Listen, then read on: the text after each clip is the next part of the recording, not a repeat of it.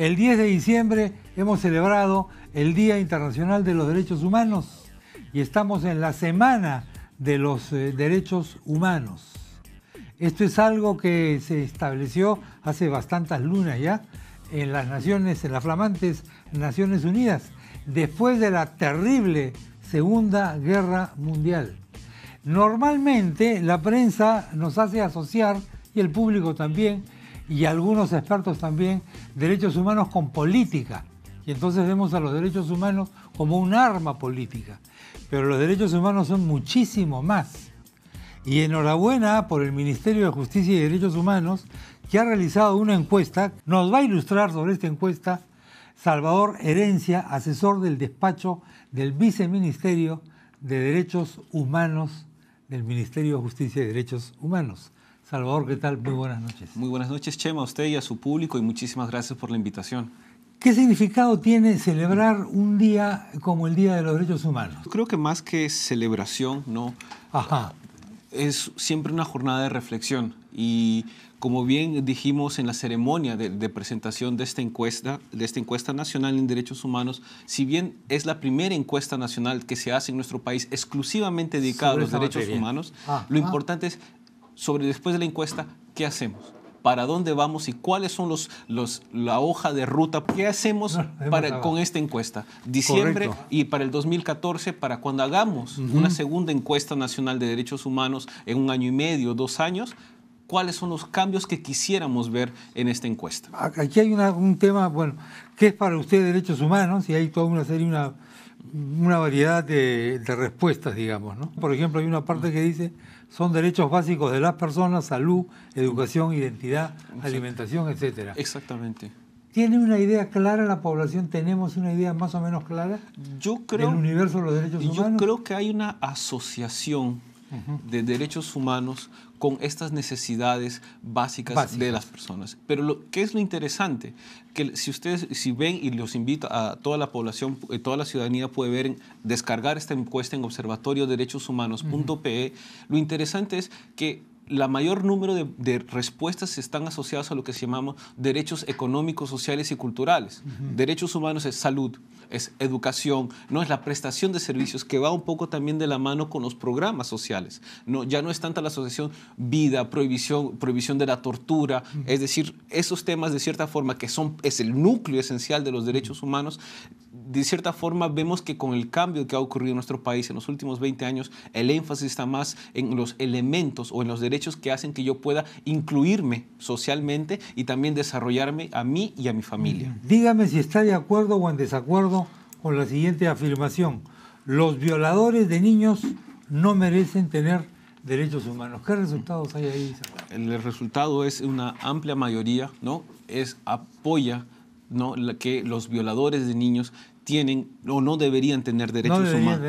Eso significa, y si nosotros vemos un poco los resultados de la encuesta, que nuestra sociedad, por lo general, y mirando todo este populismo penal que ha ocurrido en las últimas décadas, de que vemos la sanción más dura, reducir beneficios penitenciarios es la solución al problema. Y esa es ninguna norma penal, ningún aumento de penas te resuelve el problema. Lo que se necesita son políticas preventivas y fundadas en eliminar los factores que puede llevar a una persona a cometer un delito. Y en el caso de los violadores de niños, que es un crimen abominable, aterrador, precisamente eso es lo que pone a prueba nuestra concepción como sociedad y como un Estado. Que un Estado que no actúa de una forma vengativa, sino que de forma preventiva hacia la víctima y también retributiva, porque tiene que imponer la autoridad y el imperio de la ley, pero bajo un Estado social de derecho que incluye derechos humanos para todos. Punto importante para reflexionar. Es un reto. Ese es uno de los primeros retos, claro. A pesar de que la pena de muerte no se aplica en nuestro país desde hace casi 30 años. Exactamente. Entonces, vemos que a pesar de esto, por todas estas otras coyunturas, que vemos la pena de muerte como una solución fácil, pero no estamos yendo nuevamente a las causas y los factores de este tipo de situación. Otra pregunta interesante: ¿los derechos humanos son un obstáculo para luchar contra la delincuencia. Que hay un 35-40% de la población que sí está de acuerdo con esa afirmación, ¿no? Pero además hay un tema muy preocupante, Chema, y que nosotros hemos visto, y usted lo ha tratado varias veces en su programa, que de cierta forma es coherente o va de la mano con los indicadores del Latinobarómetro, en la cual nuestro país, los índices de satisfacción hacia la democracia es uno de los más bajos y que van más o menos en la misma línea de lo que va. Y es una constante histórica además del Perú. Entonces vemos que hay porcentajes altísimos en casi en todos los segmentos, niveles socioeconómicos y en tendencias regionales. O sea, cuando lo que nos lleva a mayor educación, no necesariamente cuando hablamos de valores, de formación, de cómo queremos mantener el orden, no existe ese elemento divisorio. Ni a nivel socioeconómico alto significa que sería más consciente de lo que Exactamente. A veces es al revés. Exactamente. A veces es al revés. ¿Usted considera que debería permitirse la pena de muerte por cometer actos terroristas? Y acá es abrumadoramente mayoritaria la opinión. Exactamente. De que sí se debería permitir. Exactamente. Bueno, lo que te muestra estas encuestas, estos resultados... Es coherente con lo anterior. Exactamente. Es que es una sociedad que todavía seguimos viendo, porque es una que recoge nuestra percepción, nos seguimos viendo como la necesidad de la pena de muerte. A lo mejor el hecho de que no se aplique en nuestro país, hay esa aspiración o consideración que posiblemente esa pueda ser una solución y un factor disuasivo, que no es cierto, ¿no? Y acá la cosa es mucho más fuerte, porque la que viene es tremenda. Pero es que yo creo que el ejemplo de la violación de niños está bien elegido. Porque es una situación terrible, es una situación límite. Claro, que ponen límite los valores de cada una de las personas. Exactamente. ¿Usted considera que debe permitirse la pena de muerte por violación a niños? Total nacional, 79% sí. Lo que nos debe llevar a esto y vemos como oportunidad es que mientras no cambiemos la cultura y los valores de cómo nosotros respetamos al prójimo, estos números siempre van a permanecer altos. Siempre lo hablamos acá. En el Perú existe el fetichismo de la ley. Exactamente. Pensamos que con una ley se cambia la realidad. Exactamente. Y no nos ocupamos de operar la ley, sino de promulgar la ley. Para que los congresistas tengan chamba. Y un montón de gente tenga chamba.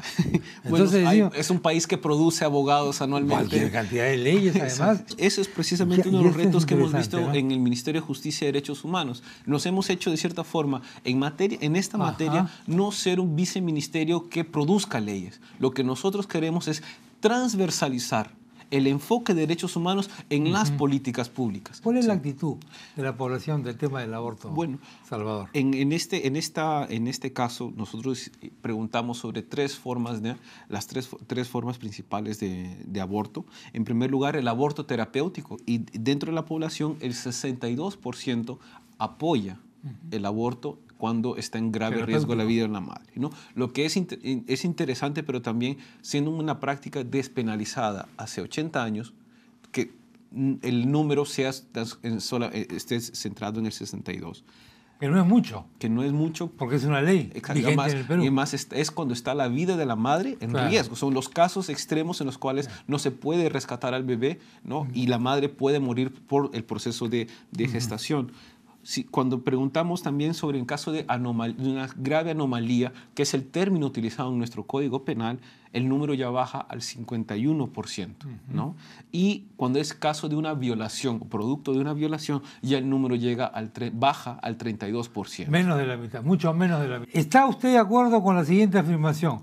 La discriminación ocurre todo el tiempo y nadie hace nada. ¿Qué sale ahí? Sale un 81% de personas que consideran, en primer lugar, que hay un amplio número de discriminación, pero no hay nadie que hace nada.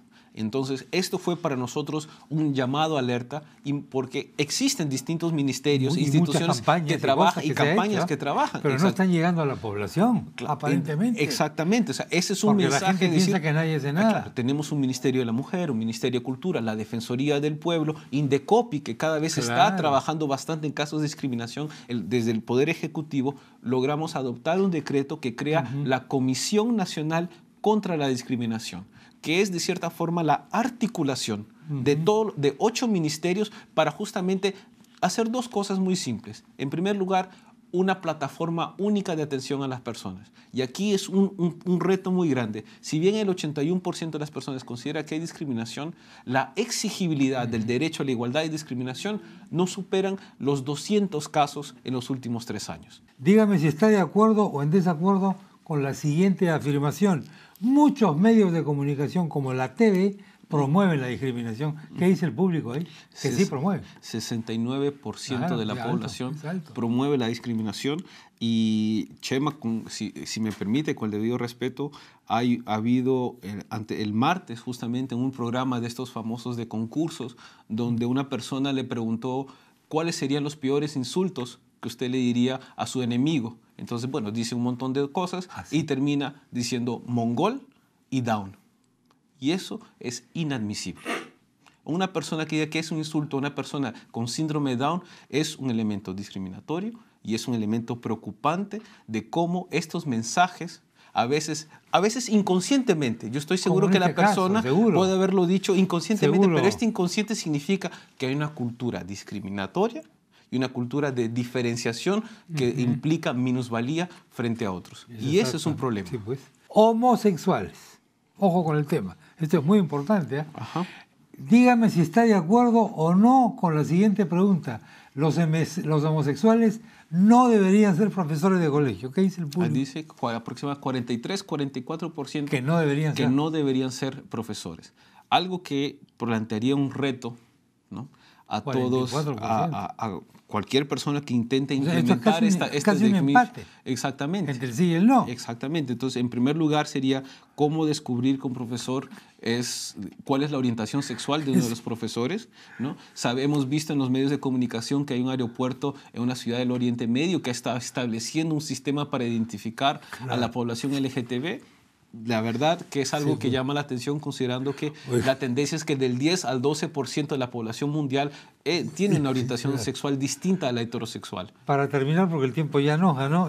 Otra pregunta interesante, muy directa, que te pone contra la espalda y la pared, ¿eh? ¿Contrataría usted a una persona con VIH-Sida?